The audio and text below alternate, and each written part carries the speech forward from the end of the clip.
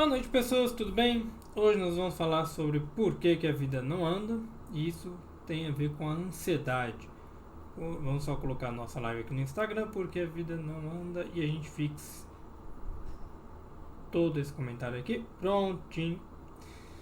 Sejam bem-vindos a essa nossa segunda aula sobre ansiedade. Lembrando, tem o Instagram aqui embaixo, vocês aí em cima, no YouTube.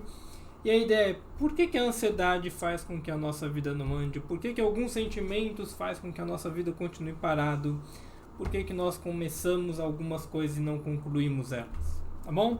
Lembrando, perguntas sempre no final da aula. Então, vocês vão colocando, eu vou voltar a todos os comentários e eu vou tirando a dúvida de vocês. Seja bem-vinda, Júlia, seja bem-vinda, Clênia. Boa noite para vocês. Sem mais delongas, até porque já estamos em cima da hora, né? Atrasamos um bocado. Primeiro tópico é a ideia de quais são os benefícios da ansiedade, quais são os motivos pelos quais a gente se sente preso. As pessoas acham que são preguiçosas, as pessoas acham que elas não têm motivação, elas acham que estão faltando alguma coisa, que elas têm algum problema. Muitas acham que são loucas, algumas não se sentem boas o suficiente, questões de autoestima, e outras têm medo da rejeição, medo do julgamento.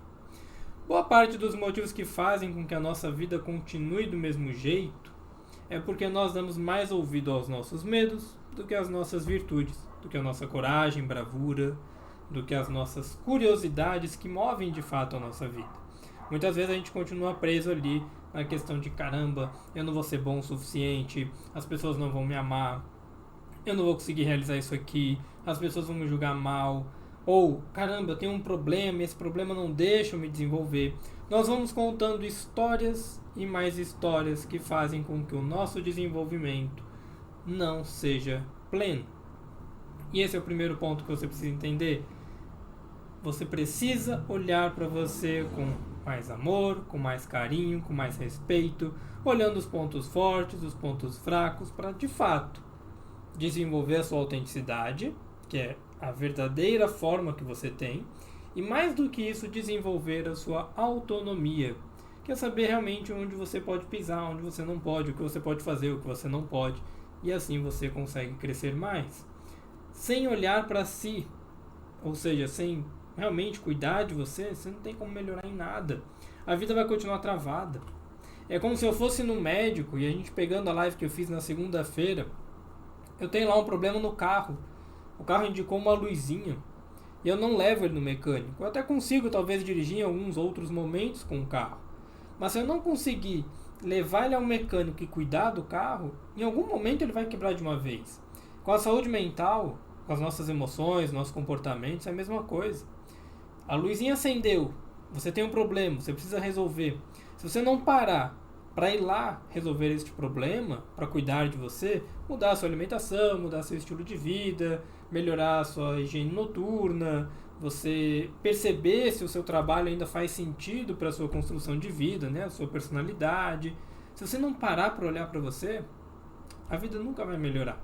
Ela sempre vai continuar do mesmo jeito. Se você não se permitir desbravar essas forças, essas fraquezas, explorar os teus sentimentos, teus pensamentos e emoções, a vida vai continuar do mesmo jeito também, ok? Eu fiz uma provocação hoje de manhã com vocês, porque depois ao longo do dia eu fui só atender, e a ideia era vocês refletirem sobre os ganhos que vocês têm com alguns comportamentos. Todo comportamento que a gente faz, por mais simples, por melhor que ele seja, por pior que ele seja, ele é um comportamento que possui uma recompensa. Ele é um comportamento que ele tem o que a gente chama de ganho secundário. Esse comportamento de recompensa, é isso que a gente ganha a partir de uma atitude, faz com que você continue executando ela. Faz com que você continue preso naquela atividade. Por exemplo, uma pessoa que fuma para relaxar, no momento de estresse, o ganho secundário dela é o relaxamento. O comportamento nocivo é o cigarro, é o fumo. Mas por que ela não larga? Porque se ela não sabe outras formas de lidar com estresse, apenas o cigarro, ela vai continuar no cigarro. Então, a recompensa de um ganho, a recompensa de uma atitude que nós temos, ela precisa ser sempre avaliada. Se a gente pegar a literatura mais clássica de comportamentos, de hábitos, você tem lá o gatilho, a deixa, que é o que inicia um comportamento. Você tem o ato em si, o comportamento de fato. Você tem a recompensa, ou seja, o que gera de benefício para você. E se você pegar as mais atuais, elas vão trazer a ideia do próprio contexto separado do gatilho. Porque às vezes o gatilho ele pode ser externo ou interno. Então, entenda que quanto mais recompensas um comportamento tiver, quanto mais a sua percepção de recompensa em cima daquela atitude for realmente desenvolvida, mais difícil é você sair dela. E isso é o que acontece às vezes com a ansiedade. A ansiedade ela tem um funcionamento na nossa vida, ela tem um propósito, serve para te proteger. Se toda vez que eu sinto um desconforto, por exemplo, fobia social, né, o medo de estar em sociedade, o medo de interações sociais, é muito mais confortável não interagir, eu ficar em casa.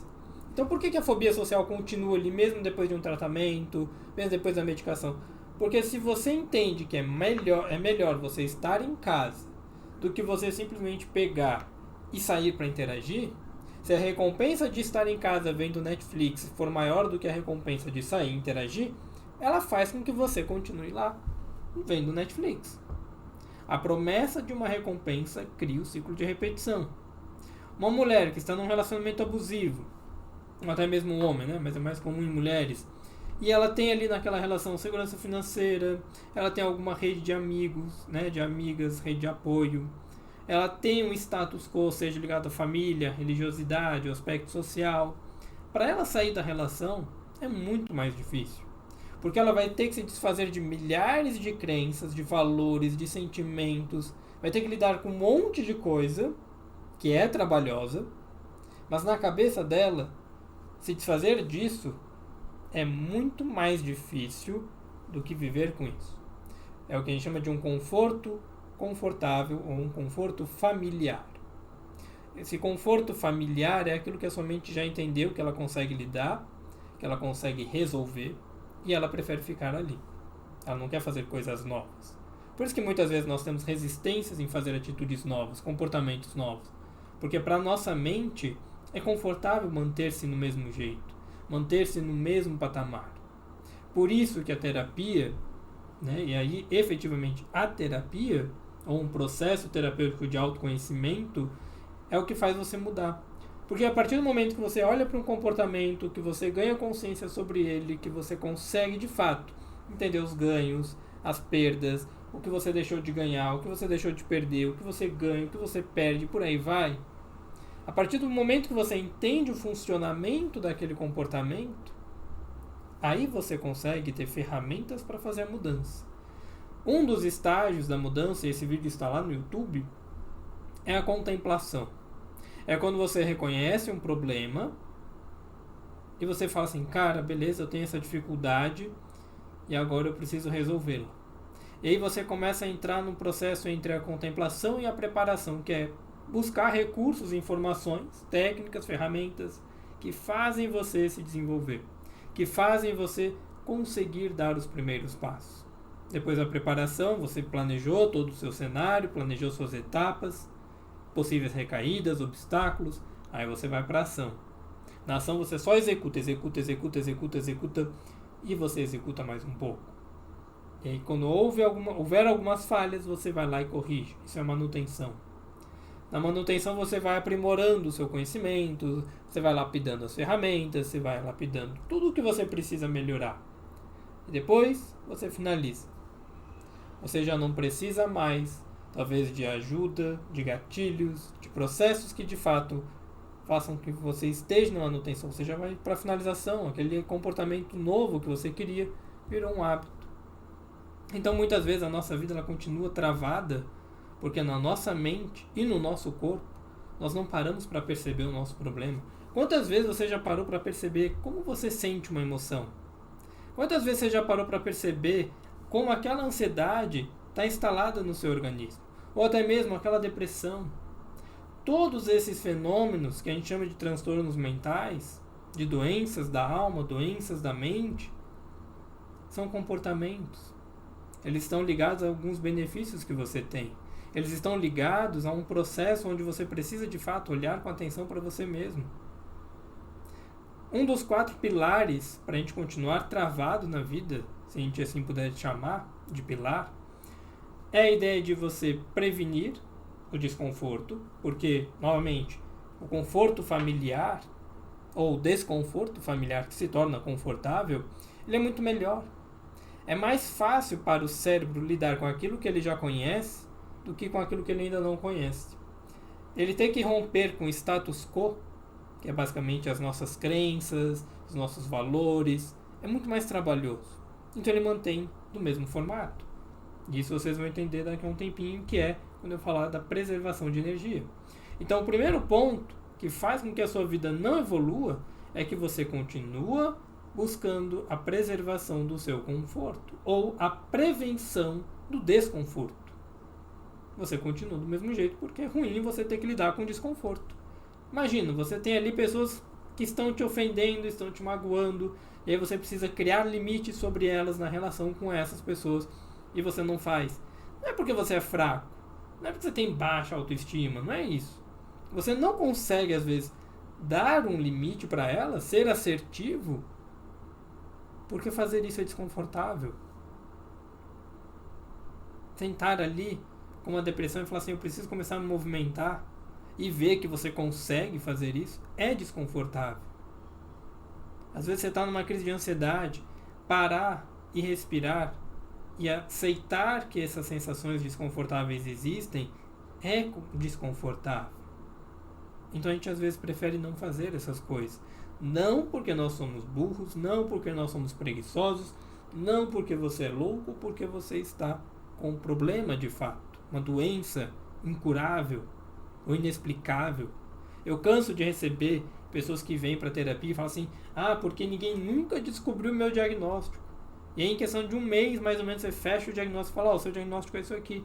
Ela, não acho que seja só isso, acho que tem mais alguma coisa. Eu falo, não tem, seus sintomas são isso aqui, bate com isso. E a pessoa continua naquela crença de que o problema dela é um problema único no mundo, porque nós temos essa crença de que nós somos especiais, portanto nós passamos por coisas únicas, né? Mas ninguém pode passar pelo que você passa. Isso faz com que você tenha que lidar com o desconforto de entender que você é uma pessoa comum, é um ser humano como qualquer outro. Incomoda. Ok? O segundo ponto é que nós precisamos nos proteger das nossas emoções. Nós não temos inteligência emocional, nós não sabemos lidar com as nossas emoções. Muitas vezes, quando a gente senta para perceber essas emoções no corpo, que são sentimentos, nós ficamos desconfortáveis e a gente tenta se afastar disso, tenta evitar. Ter que aprender sobre si mesmo, rever seus aprendizados, é um processo doloroso. Tempo atrás, um cliente veio me procurando para terapia e aí eu virei para ele, geralmente eu faço uma avaliação antes, monto o planejamento terapêutico ali pelo menos por uns 3 meses e eu falo, olha, você vai ter que trabalhar isso, isso e isso. Ele, não, mas eu acho que isso aí não faz sentido não. Perguntei para outras pessoas e não faz sentido. Tudo bem. Você pode não querer ver dessa forma, mas é a forma como eu vi. Né? E na avaliação é isso que a gente faz. A gente tem um viés. E eu falei, a terapia ela vai ser uma alfinetada de vez em quando. A terapia ela vai ser um processo onde você vai ter que sentar e aprender a lidar com as suas próprias emoções. Aprender a desconstruir as suas crenças. Como assim? O que é desconstruir crenças, Rafael? Desconstruir crenças é você mudar a visão que você tem sobre si. É você mudar a percepção que você tem sobre um problema. Entender que você continuar tendo crises de ansiedade pode estar sendo causado por um ganho secundário, por uma recompensa. Você continuar no estado depressivo pode ser recompensador. Você pode estar recebendo afeto de quem você nunca recebeu. Muito tempo atrás, quando eu atendia convênios, eu atendi um adolescente que ele ficou 1 ano sem ir para a escola. E a mãe veio desesperada e tal, esse menino já tinha quase uns 17 anos, ele ainda teoricamente estaria indo para o 2º ano, ou seja, um pouquinho atrasado. E ela falou, não, porque ele está tendo crise, ele já é medicado, já fez algumas terapias, mas não resolveu, eu queria fazer aqui com você e tal. E ela veio principalmente por causa da questão da hipnose. E aí, beleza, sentamos, fizemos ali, conversei com o garoto. E no primeiro momento eu perguntei, sem hipnose, sem nada desse tipo, eu perguntei, cara, por que você quer melhorar? Ele falou, mas não quero muito melhorar, eu tô bem em casa, tô confortável. Eu falei, mas você não quer nem ter lá os seus amigos da escola, rever o pessoal? Ele, não, eu troco ideia com eles no MSN, no MSN não, no WhatsApp. Eu falei, ok. Entende que para aquela pessoa É muito mais confortável não ter que lidar com as emoções que ela vai ter lá na escola, com o julgamento das pessoas, até porque ele agora está um ano atrasado. É muito mais confortável e prazeroso ele estar em casa, tendo as supostas crises de ansiedade. Porque ele pode jogar, ele pode ver seriado, ele pode ficar no computador, ele pode ficar no WhatsApp. E isso tudo vai reforçando o comportamento da crise. Nós todos passamos por isso. Eu brinco muito com os meus clientes nessa época do ano por causa do imposto de renda. Ninguém quer fazer imposto de renda, né? Você quer ficar quieto no seu canto, ver seriado, ver um filme, estudar. A mesma coisa, né? Eu tô num grupo de pessoas em geral que compram um curso. É um curso que a gente comprou e tal, uma assinatura. E todo mundo, nossa, porque eu comprei tal curso, eu comprei aquele. E aí eu paro, eu não pergunto pra ela, porque eu não quero entrar nesse embate, mas eu penso assim, cara, você vive comprando o curso, você acha que o conhecimento vem pela inércia? Você comprou e adquiriu o conhecimento? Não, você tem que assistir. E eu já me peguei muito nisso. Eu compro às vezes muitos livros, muitos cursos, e a gente tem a sensação de que, caramba, agora eu vou ter aquele conhecimento. Não, você não vai. Você só está acumulando. Você não está executando, você não está sabendo. Aí as pessoas falam, não, eu aprendo rápido. Você não aprende se você não aplica. Aprender não é pegar um pedaço de papel, ler e, nossa, agora eu entendi o conceito. Não, aprender é saber aplicar. Muitas vezes a gente permanece travado na vida porque é confortável fazer algumas coisas nesse formato, nesse tipo de conhecimento. Ok? Um outro ponto que faz com que você não se desenvolva é que promover a vulnerabilidade, ou seja, estar aberto para as pessoas, para si mesmo, é complicado. É o que eu falei no comecinho da live, você tem que ser autêntico, você tem que saber reconhecer seus pontos fortes, pontos fracos, interagir com as pessoas, estar aberto a essa interação. Entender seus estilos de afeto, estilo de apego. Isso é um outro assunto. Entender o tipo de relacionamento que você constrói. A gente evita a conexão porque ela é desconfortável. Mas por que ela é desconfortável? Porque a gente não sabe se conectar. Não é à toa que a gente tem uma geração hoje extremamente solitária. Pessoas viciadas em rede social, mas elas não conseguem ter um contato social. Porque elas ficam com medo do julgamento. Porque elas estão se julgando aqui dentro o tempo todo. Um outro ponto que faz com que as pessoas continuem travadas é que elas vão ter que lidar com problemas. Quando você começa a crescer na sua vida, quando você começa a se desenvolver, a sair do seu ponto zero, começam a surgir novos problemas e você vai ter que gerenciar risco, você vai ter que resolver problema, você vai ter que buscar solução, você vai ter que se desenvolver. E tudo isso custa energia. Faz sentido para vocês que estão aqui acompanhando a live? Esses 4 pilares faz sentido? Então entenda que muitas vezes você continua no mesmo problema, no mesmo estado de vida, porque você não quer se desfazer das suas crenças anteriores, da história de vida que você construiu para você mesmo, a sua narrativa. Você quer manter-se protegido de emoções que você não quer aprender a lidar, aquelas emoções que você considera negativas. E não existe emoção negativa, existem emoções que são mais fáceis de lidar, porque você aprendeu a conviver com elas. E tem aquelas que você não aprendeu, se tornaram assustadoras. Ninguém gosta de lidar com a tristeza, né? A gente vê alguém chorando, a gente já entrega um lencinho, já fala, não chora, tá tudo bem. Cara, deixa chorar, não tá tudo bem não. Pode pôr pra fora. Pode pôr pra fora. A pessoa tá lá, nervosa, irritada, e você fala, calma, calma, não sei o que, você já tenta apaziguar. Deixa ela sentir a emoção dela. Vocês que estão ouvindo, sintam as emoções de vocês. Permita-se olhar para você. Tá bom? Dentro disso, de forma bem resumida, bem ampla, motivos pelos quais a gente não evolui mais do que esses pilares que eu citei é conservar energia. Como falei, o organismo ele não gosta de gastar energia. Ele não gosta. Esse dia eu estava conversando com alguns psicólogos e eu perguntei assim, por que vocês não se expõem mais, né? Não cria conteúdo e tal.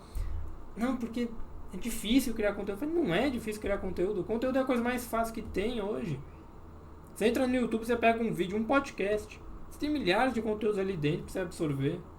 Para você falar com as suas palavras. Você pega um livro, cada tópicozinho do livro não é nem capítulo, é tópico. É um assunto. Você abre uma caixinha de perguntas, aí vem 10 perguntas, são 10 tipos de assunto que você pode explorar infinitamente. Não é difícil criar conteúdo, mas o processo criativo demanda energia. Então o nosso organismo ele não quer fazer essas coisas que gastam mais energia. Ele quer fazer aquilo que ele sabe que gasta menos energia. E assim ele se mantém confortável. Ok? O outro ponto que a gente já citou aqui é a ideia de preservação da imagem. Você quer preservar a imagem que você tem de si, a imagem que você construiu para os outros. Se você passou a vida inteira ouvindo que você não era capaz, você acreditou nessa história, você vai manter essa imagem de que não é capaz. Você vai começar uma coisa e não vai concluir, porque você vai falar, eu não sou capaz. E faz muito sentido você não ser capaz, porque é o que te ensinaram lá atrás. A partir do momento que você está ali e você precisa quebrar essa imagem negativa, isso gasta energia. Então é mais fácil preservar ela. É mais fácil ser ovelha negra, né? Aquela pessoa diferentona, que não é aceita, é excluída. Não, você só está sendo excluído porque você, às vezes é chato. Melhora, busca outros meios, busca as outras pessoas, outras relações, outros grupos. Como falei, aprender a manejar riscos, aprender a lidar com suas emoções, com desconforto. A necessidade de controle também é uma das coisas que faz com que a gente não se desenvolva. Nós queremos ter segurança de tudo ao nosso redor. Isso faz com que a vida fique cada vez mais difícil. É que nem aquela pessoa que a gente fala de perfeccionismo, né? Ela precisa ter tudo sob controle, tudo sob medida, e ela só vai fazer alguma coisa se ela souber todos os possíveis obstáculos, e você nunca vai saber. Porque o processo da vida é isso, é um processo, você vai se ajustando e adaptando ao meio, ao momento, ao contexto. Mas a necessidade de controle te mantém preso. Como falei, é mais fácil você manter-se vivo naquilo que você já conhece do que você desbravar o novo. É mais simples. Tá? Um outro ponto parecido é que a gente vive muito as nossas fantasias. No empreendedorismo acontece muito isso. E se eu fizer tal coisa, aí eu vendo tanto para tantas pessoas, vou ganhar tantos milhões, e caramba, vou ficar rico. Tal. E aí a pessoa nunca põe em prática. Ela não se arrisca. Eu nunca fiz uma live, vou abrir, aí vai ter 200 pessoas. Caramba, aí são 200. Aí se 10% comprar o produto de R$500, caramba, eu vou conseguir vender. Não vai acontecer, porque você não criou cultura de live. As pessoas não vão aparecer. É que nem aqui, tem 4 pessoas, entraram mais de 20, ficaram 4. E eu, sinceramente, hoje eu não sei quem são essas 3, 4 pessoas que estão aqui. E tudo bem. Porque o meu conteúdo é para quem está aqui e quer ouvir, para quem vai ouvir lá no YouTube depois. O conteúdo, ele é para estar aí. Entende? Então a gente não pode viver só de fantasias. A gente não pode viver só do imaginário.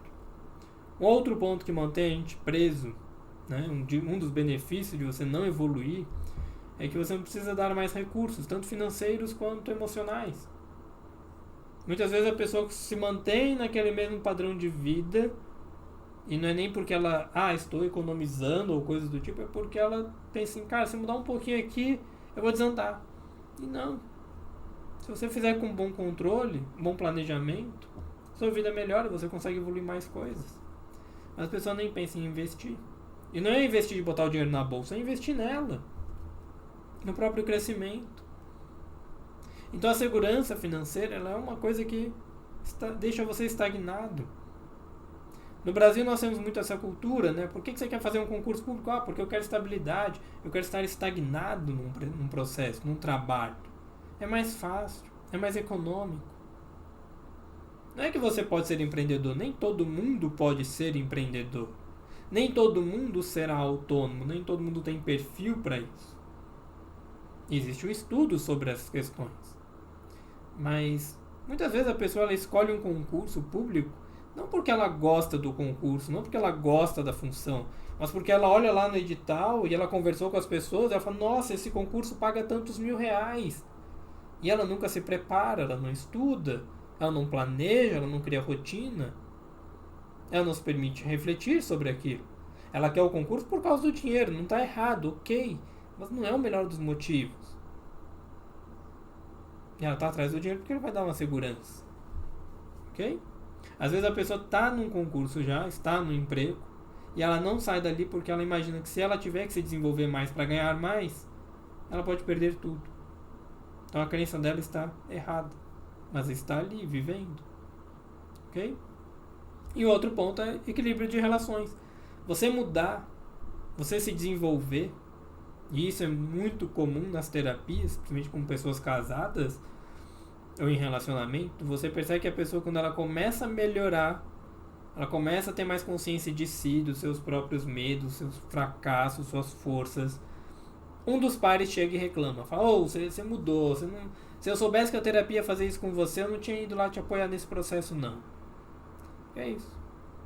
Você mudar desequilibra suas relações. Você se afasta de algumas pessoas, a vida para de fazer sentido para algumas coisas, faz sentido para outras.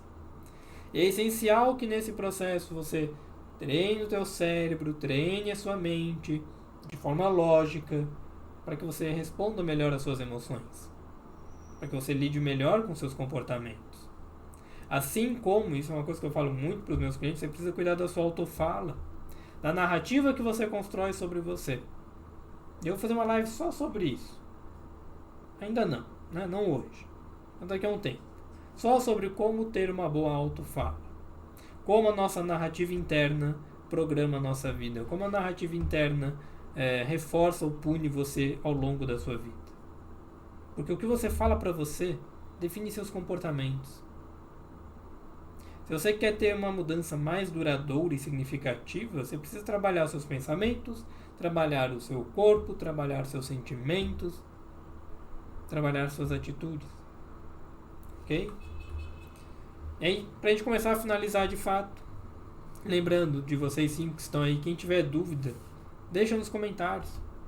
Tá bom? Se você vai ver isso aqui depois lá no YouTube, deixa lá nos comentários, eu vou trocar uma ideia com vocês. Tá bom? Pra gente finalizar por hoje, a diferença de sentimento, emoções e pensamentos é que sentimento, tá? Isso são teorias, não é uma coisa científica de fato, tá? Cada autor, cada pessoa vai ter uma visão. Eu quero só trazer mais essa visão para vocês. Sentimento é o que é físico, é a sensação que você tem no seu corpo sobre as suas emoções. É muito comum a gente não parar para perceber como a alegria é representado no nosso corpo, como a tristeza acontece no corpo, como a raiva, a ansiedade, a própria depressão, a própria dor. Esse dia eu estava atendendo uma pessoa e eu fiz a mesma pergunta que eu faço aqui para vocês. Ela estava sentindo um pouco de ansiedade. Perguntei: essa ansiedade que você está sentindo, em que parte você sente? E ela parou, pensou, e ela falou: não sei. E tudo bem você não saber, mas agora perceba essa ansiedade. Perceba que parte do seu corpo parece estar reagindo mais a essa ansiedade. Às vezes a pessoa está balançando a perna, balançando os braços. Às vezes ela tem uma sensação aqui no peito, às vezes no estômago, barriga. E assim você se desenvolve. Você precisa saber de onde vêm os teus sentimentos, em que parte no corpo, e trabalhar aquela parte corporal também. Ok? Emoções são sentimentos que você tem, ou seja, a sensação física que você tem, mais a narrativa que você dá para eles, ou seja, a historinha que você contou sobre aquele sentimento. Isso é uma emoção. Alguns autores vão trocar essas duas informações. Sentimentos vão ser as interpretações e emoções vão ser a parte fisiológica. Faz muita diferença, Rafael? Não, não faz. Faz diferença da forma como você vai entender, o que fica melhor para você. Ok? Mas sumariamente não faz diferença.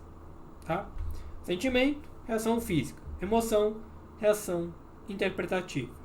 É como você interpreta aquele sentimento. Sensação do corpo, mais a história que você contou sobre ele e sobre você mesmo. É a sua narrativa. Ok?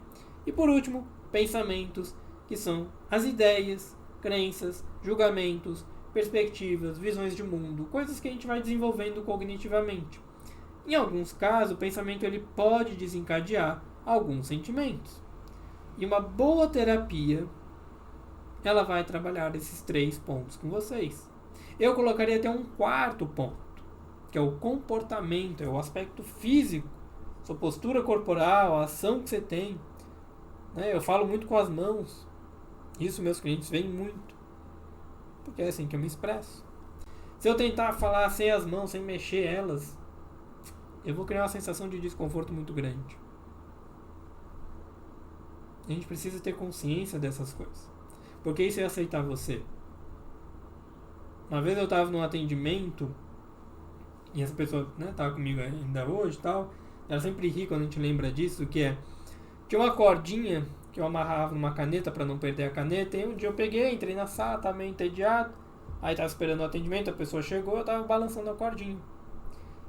E aí eu continuei balançando, fiz algumas anotações, balançava e tal, anotava, balançava. E ele parou e falou assim: por que você está balançando a cordinha? Eu falei: porque quando eu balanço eu consigo focar mais no que você está me falando do que focar no que eu estou pensando. E ele parou e falou: tá bom. E aí a pessoa continuou ali a sessão, passei ferramentas e tal, ela foi melhorando. E é isso, tipo, se ela não tivesse perguntado, ela estaria incomodada e ela não saberia por quê, né? Por que eu faço aquele movimento. Ela estava julgando aquele movimento, né? E hoje a gente ri quando lembra dessa história, porque ele fala assim: eu achei que você não estava prestando atenção em mim. Eu falei: não, eu estava fazendo justamente o contrário. Porque às vezes quando eu fico meio acelerado, não é nem ansioso, é só acelerado, eu desfoco. Então eu preciso fazer alguma coisa para movimentar o corpo. E aquilo era o meu movimento, para poder focar minha atenção cognitiva em você. Entende que o corpo vai reagir de uma forma, a mente vai reagir de outra, o comportamento vai ser outro, e assim a vida vai se desenvolvendo. Entende isso? Faz sentido para vocês? Então, trabalhar sentimentos, trabalhar seu corpo, trabalhar suas emoções, trabalhar os seus pensamentos, trabalhar suas atitudes. É tudo isso que você precisa começar a desenvolver. Tá bom?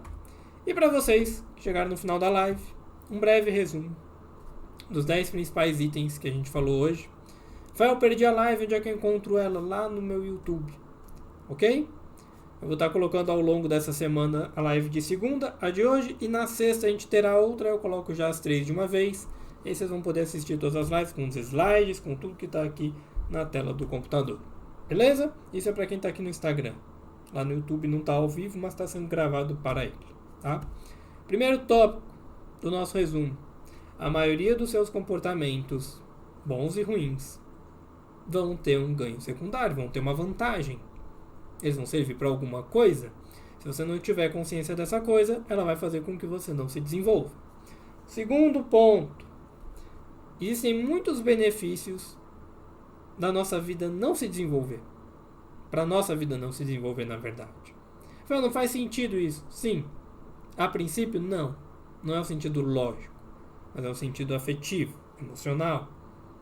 Você continuar com a sua vida do mesmo jeito permite que o seu organismo, que tende à inércia, tende a ficar no mesmo formato, não precise gastar mais energia.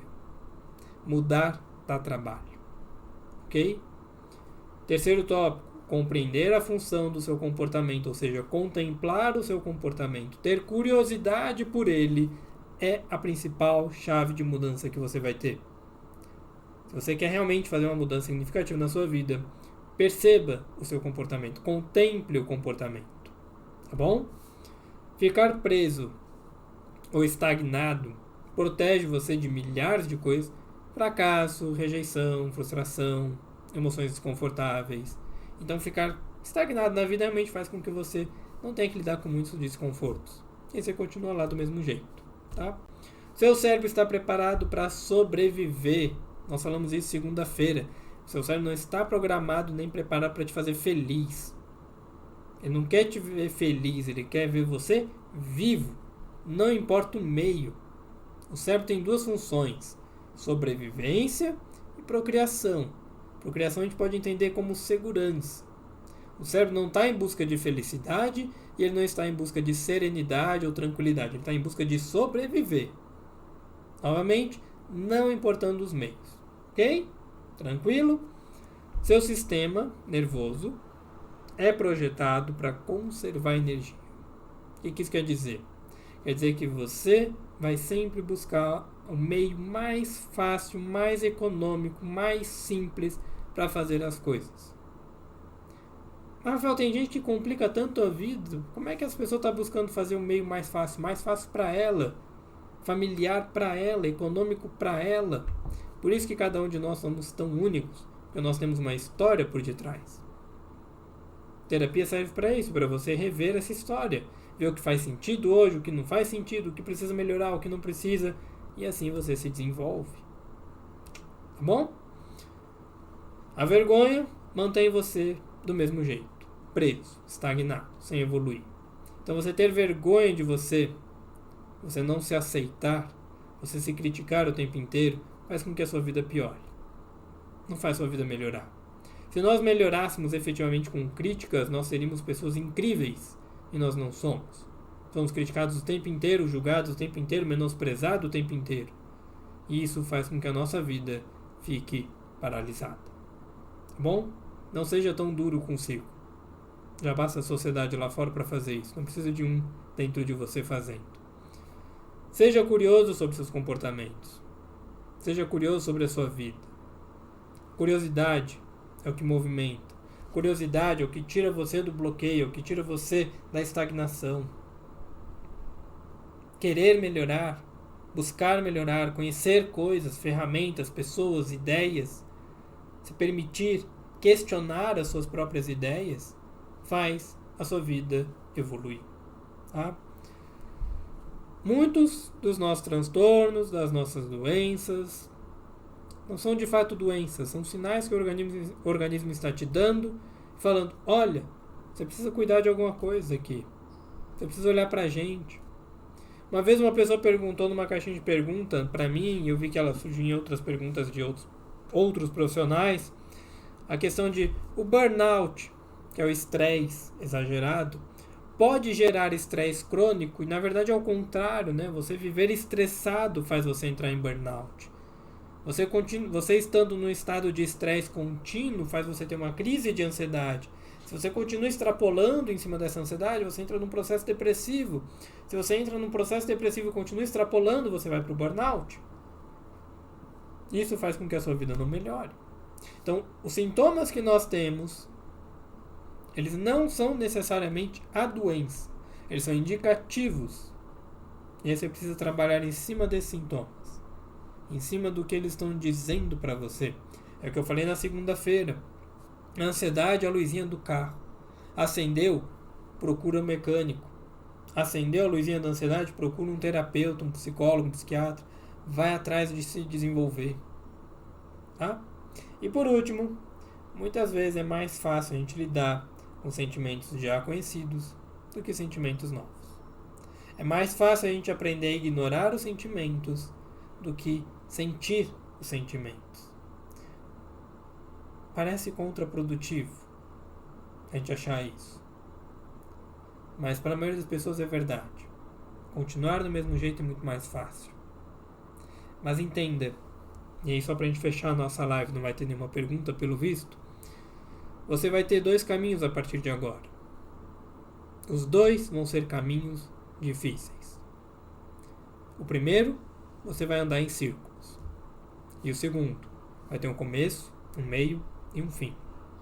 No primeiro caminho, você vai ignorar as suas emoções, vai ignorar os teus sentimentos, vai ignorar os teus pensamentos, vai ignorar os teus comportamentos e vai continuar reclamando das mesmas coisas, do mesmo jeito, vivendo a mesma vida que você leva, fazendo as mesmas coisas, sempre andando em círculos.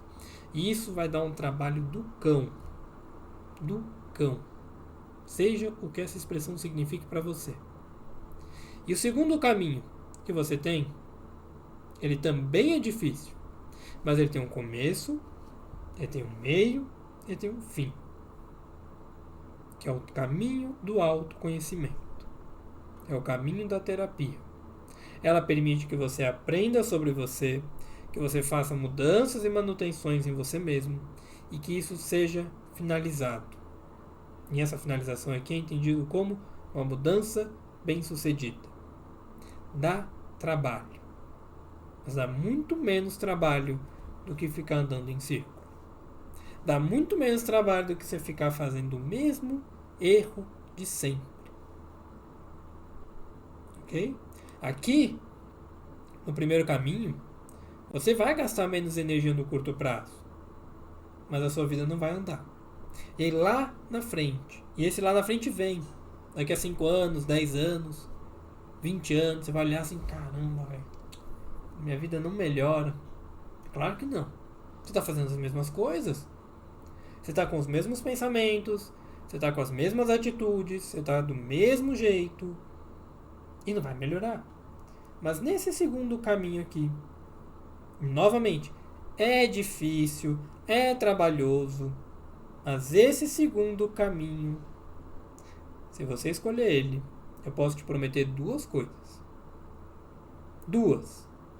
Se você seguir este caminho à risca, independente das frustrações, independente das dificuldades, você vai sair melhor. E essa é a primeira coisa que eu te prometo. Se você entrar pelo caminho de um desenvolvimento pessoal, de uma terapia, seguir à risca ali o que está sendo feito, buscar se desenvolver, você vai melhorar muito. E a segunda promessa que eu te faço é, fazendo tudo certinho, tudo direito, você vai olhar para outro caminho e vai falar, nunca mais eu volto lá. Nunca mais eu piso ali. Posso recair em outras coisas, lá na frente, outros problemas, mas aqueles, nunca mais. E é isso que a gente faz no processo. É isso que a gente faz na nossa vida. Tá bom?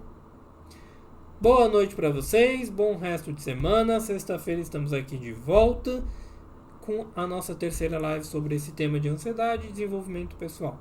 Para quem não me conhece, sou Rafael Bianco, psicólogo. Esse é o meu Instagram. Ali em cima é meu YouTube. De vez em quando eu olho para lá, porque tem a galerinha ali em cima. Eu ainda não achei uma câmera legal para ficar lá, tá? Mas enfim, uma posição legal. Você que perdeu a live aqui do Instagram, vai lá pro YouTube. Na sexta, no sábado, eu vou botar as 3 lives da semana lá, com alguns exercícios lá no Telegram também. Afinal, onde é que estão os links disso? Lá no link da bio. Entra no meu perfil central. Você vai lá, vai ter 2 links, Telegram e YouTube. Entra lá, você vai ter um monte de conteúdo para você. Tá bom? Boa noite para vocês, boa quinta. Tchau, tchau.